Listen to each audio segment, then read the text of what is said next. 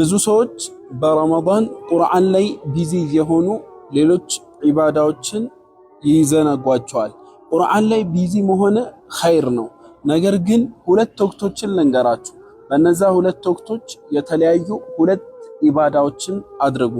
አንደኛ ወቅት ልክ መግሪብ ሊደርስ አካባቢ 30 ደቂቃ ሲቀረው ቁርአንህን ዝጋው፣ በዱዓ ቢዚ ሁን። የጾመኛ ዱዓ በዛ ሰዓት የሚደረግ ዱዓ ተቀባይነት አለው፣ አይመለስም።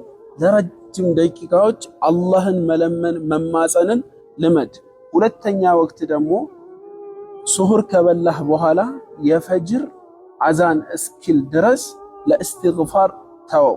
በዛ ሰዓት የሚደረግ እስትግፋር እጅግ በጣም የተረሳ ሱና የሆነ ትልቅ ኢባዳ ነው።